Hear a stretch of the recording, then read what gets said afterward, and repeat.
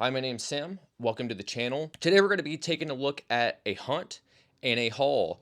I went to one of my favorite stores in the entire state of Wisconsin, if not one of my favorite comic book stores I've ever been to in the nation. It's called Freak Toys. It's in Sheboygan. Freak Toys is more or less a nerd culture store. I wouldn't categorize it as just a toy store. They sell comics, movies, you name it. Basically everything you can think of that would be nerd related, I suppose they do sell. It's a massive building. They have loads and loads of comics. They probably got, 50 or so long boxes just full front to back. One of the things that kind of bums me out with the footage that I have is that they were, playing licensed music while I was in there. YouTube, unfortunately, does not like that. So a lot of the footage I cannot use. It keeps getting striked. I had to cut it down a bunch. So out of like the 35 to 40-minute footage that I did have, I have about, I don't know, 12 to 15 minutes worth of footage. I'll put up there what I do have. We'll take a look at it. We'll take a look at a haul. I do have some stuff that I picked up from the local comic book shop, and then as well some stuff that I did order through West Coast Avengers. Dave is, I guess, an acquaintance of mine.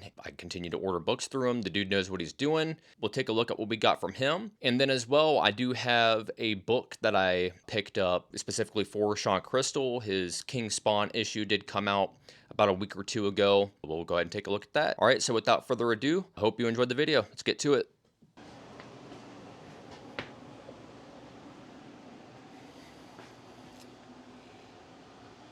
Lord have mercy. There are so many wrestling toys.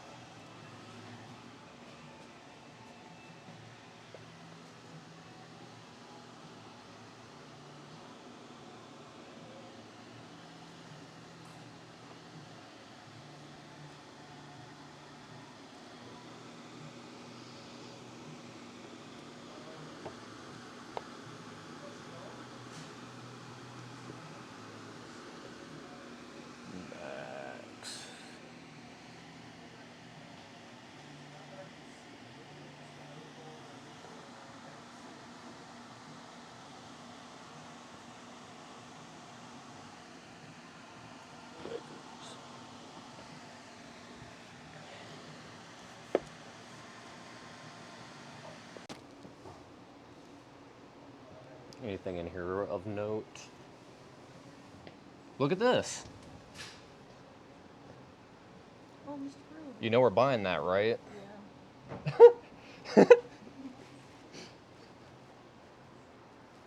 Yeah. A Judge Dredd. Do you have all these? I don't have that one. I had looked at it. It's not a bad price either. It's. Look. I have that. Oh.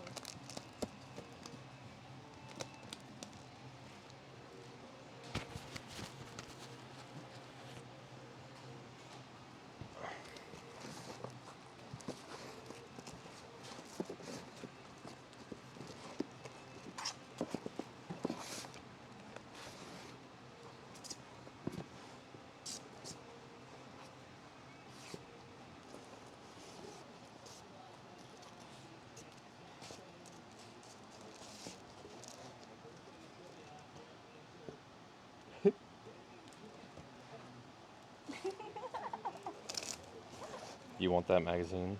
I don't know. Scandal. Ruh-roh, not Hulk Hogan. Randy and Elizabeth. Ruh-roh.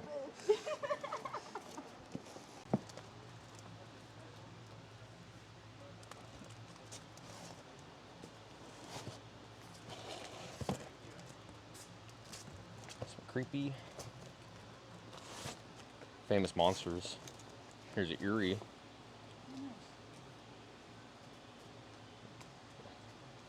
Yeah, look at this thing.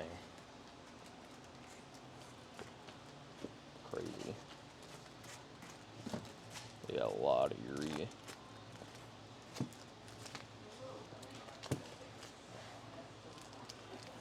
Christmas special.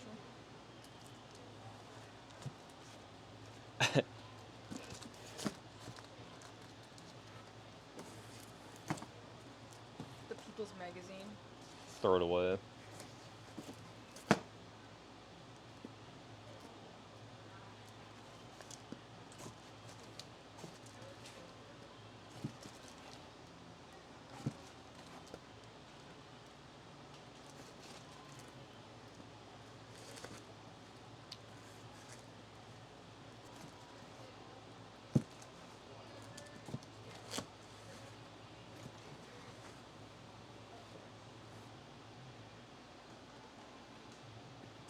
Eerie number 10.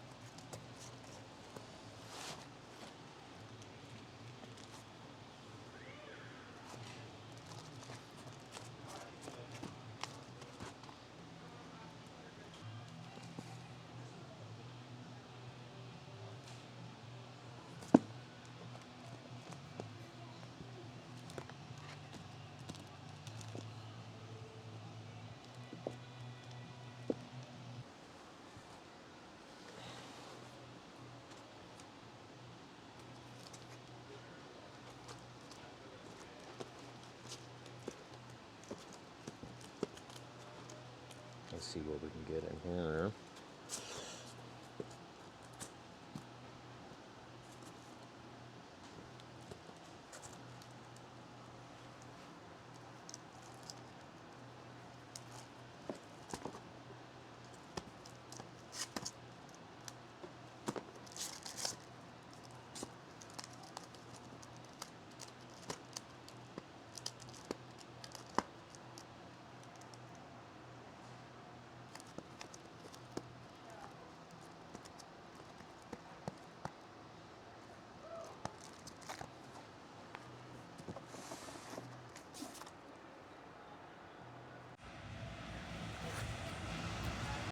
First, we're going to take a look at everything that I picked up for Freak Toys.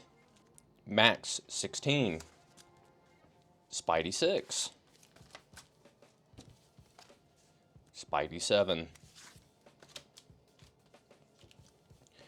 Judge Dredd through Quality Comics 33. Shadow 1974 number 2. Magnus and Nexus number 1 and 2. Necroscope 1 through 5. This is kind of a cool comic. I wasn't familiar with it beforehand. Spidey number 15. Spidey 14. Johnny Quest Special. I don't know about this one. You see the Dawn Father, you buy the Dawn Father. Savage Dragon and Megaton Man, number 1. Lady Death Between Heaven and Hell, number 1.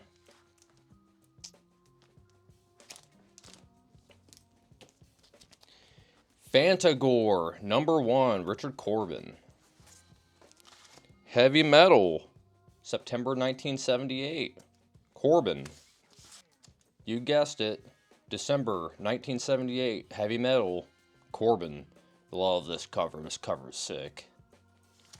Eerie, Yearbook, 1970. Escape of the Living Dead, number 1, the Gore variant. Empire Strikes Back, Famous Monsters, 167. Main reason why I did pick this up, I'm a fan of the original Star Wars trilogy, but the big thing for me here was the Godzilla stuff that was in the issue.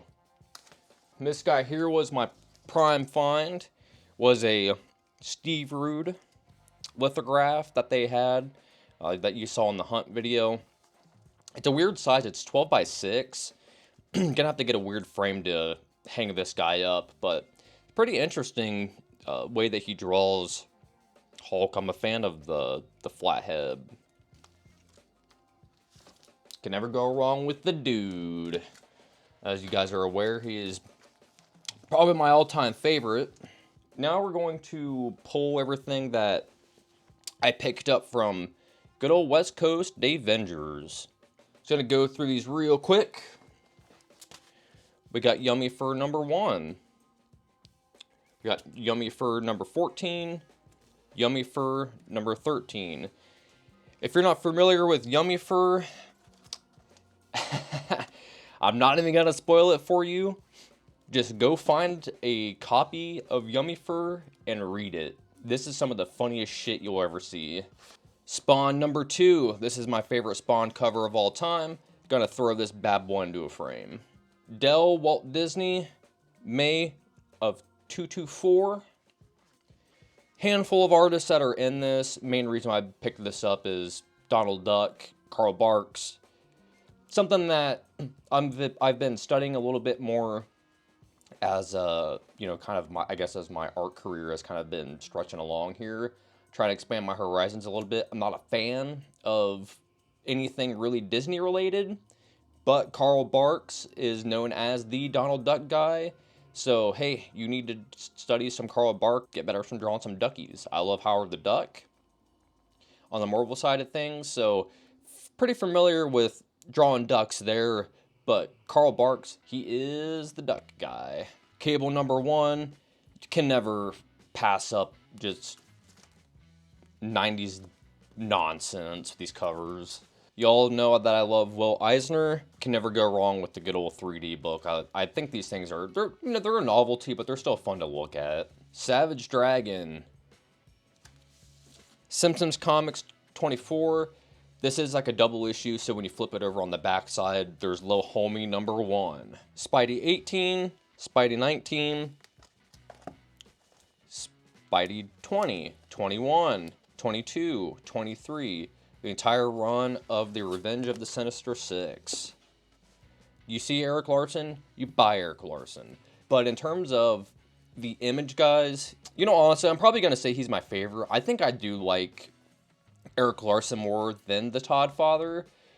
Todd is definitely more influential on me, you know, as a young guy and whatnot. I think a lot of people can say that because of Spawn, and I do love Spawn, but the order that I get, the more attached that I get to Eric Larson's drawing. Overall, I think that Savage Dragon is probably the best Image book from the Founding Fathers, and it's still a good book to this day, and for the most part, he did all the penciling, inking, and writing it, and he even colored some of those issues. Eric Larson is the man.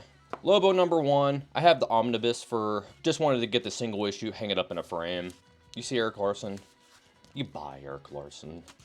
Twist number 1. It's got Dan Klaus, and it has Peter Bagg in it, 2 of my favorite cartoonists, Teenage Pebbles and Bam Bam.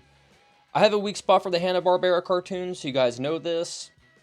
Anytime I see a good old school Hanna-Barbera, you know, these Charltons, the Dells, the Gold Keys, you name it, and they're in decent condition, I tend to snatch them up. They're not always the most expensive books in the world, but a lot of these quote-unquote quick kids comics, they get beat up over time because, you know, they get used and abused by kids.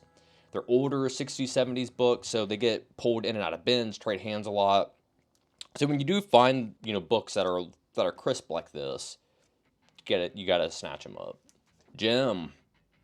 Volume 2, number 3. ASM 244. Sick cover. Reason why I bought this, going in a frame. A lot of this stuff I'm buying for cover reasons. And I'm sure that some of you are like, how doesn't he already own that stuff if he's been collecting comic books for as long as he has? Like, I'm sure a lot of you guys, I went through a purge, you know, I don't know, 5-6 years ago or so, where it's just, you're kind of in those weird spots where, hey, I'm just going to sell all this crap. You know, you kind of lose interest. I think a lot of people kind of happens. And then comic books, they slowly claw you back. It is what it is. Can't complain about it. I'm loving collecting comics again, especially now that I've gotten into the art side of things. It's really opened up my appreciation for, you know, the medium in general.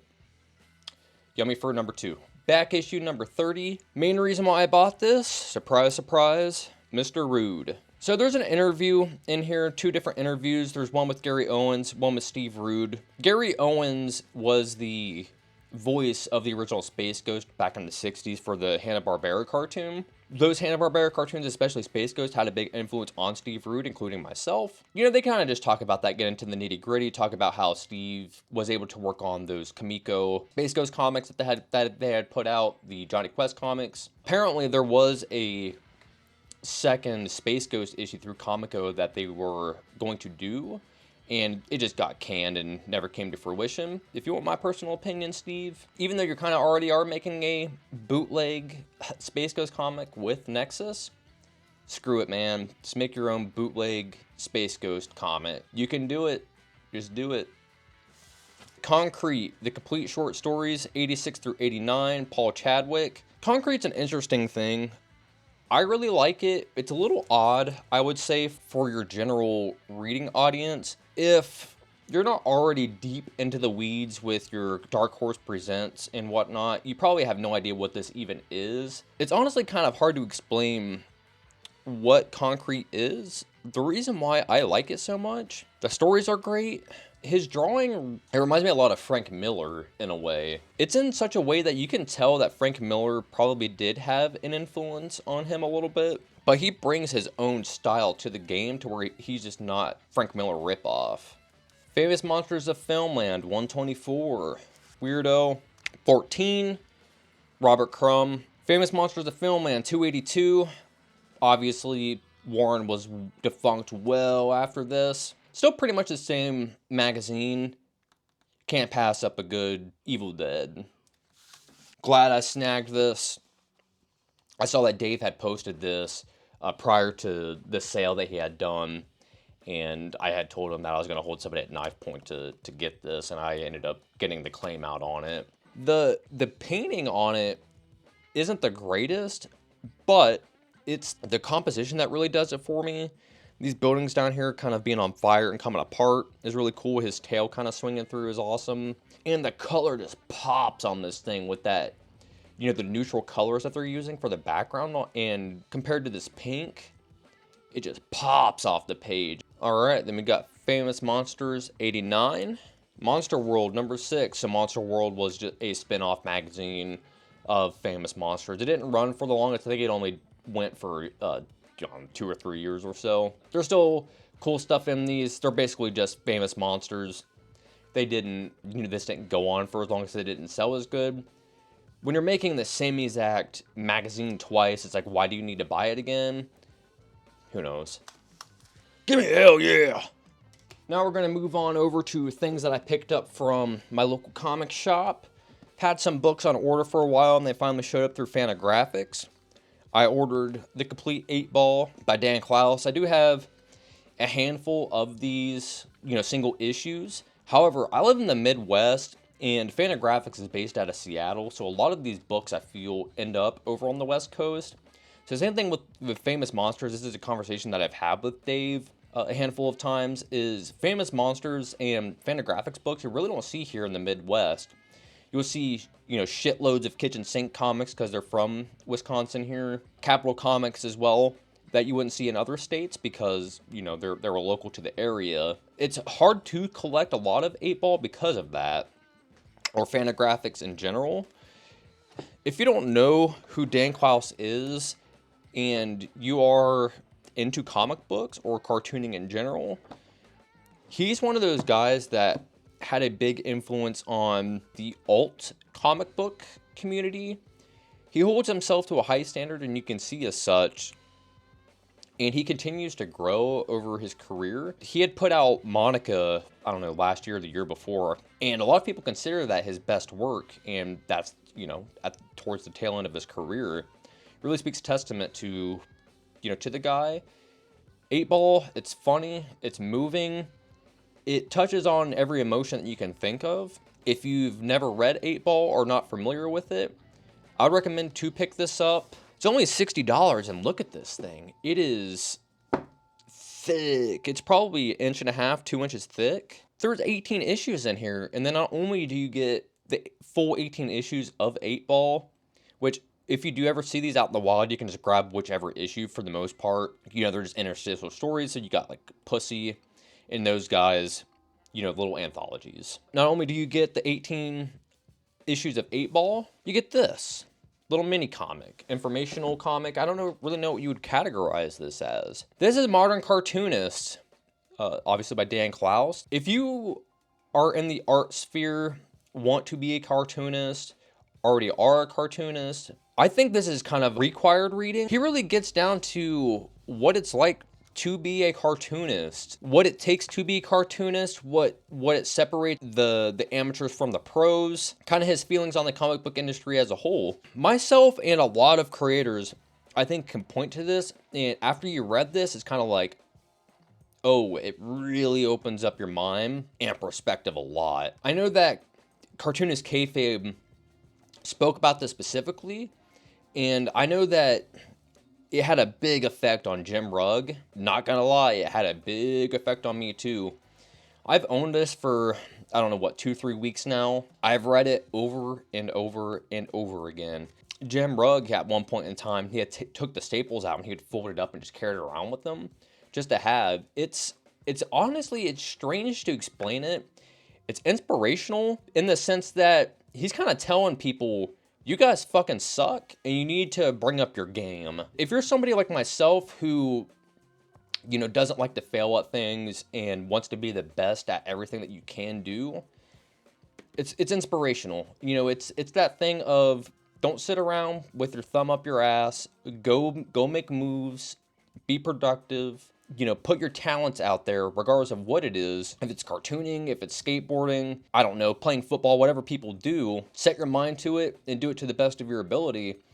And if you think that you're not doing it to the best of your ability, figure out why. Do some discovery on that. This is just a good motivational piece, inspirational piece. I think you can buy this separately for a couple dollars if you do ever find it in bins, eBay, whatever. But this is just a tack on that they just kind of glue. As you can see, there's like a little glue mark there, which I'm not a fan of, but they glue it on the inside binding of the 8-Ball collection. This alone is worth the $60.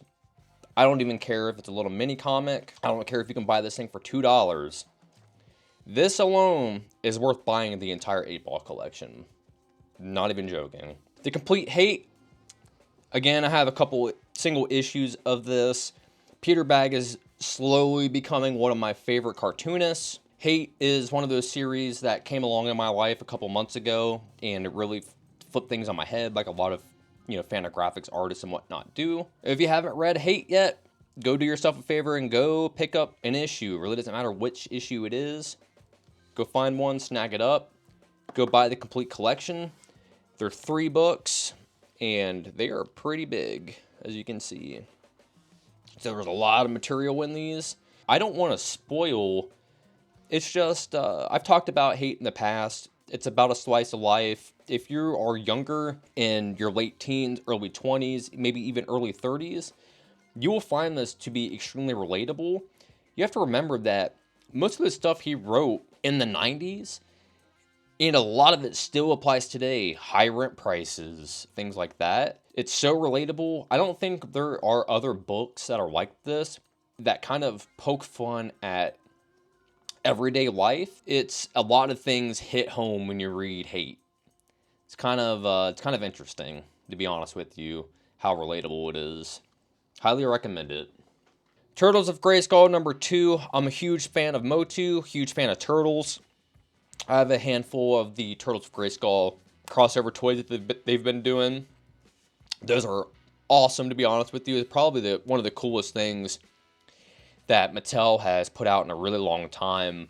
Freddie Williams is the artist on this, and one of the things that I can say right away, you can tell the guy can draw his ass off. The big thing that sets this apart from other books that are out there, on the shelf right now, I can tell you pretty much right away, he is probably drawing all of this analog. I don't think this is digital.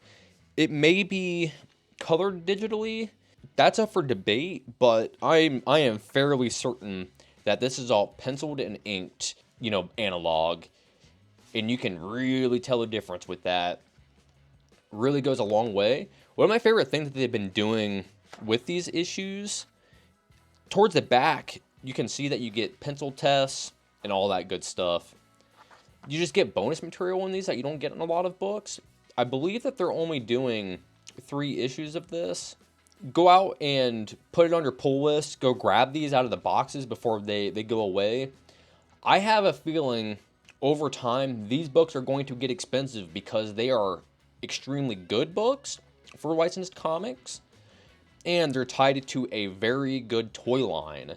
So if you're like myself, who happens to be a fan of both, and the material in the toy line is good, it's only going to drive people to find out the comic books, going to find the toy line, and drive interest into these. So like I said, over time, I think these 3 books are going to become extremely pricey as time goes on.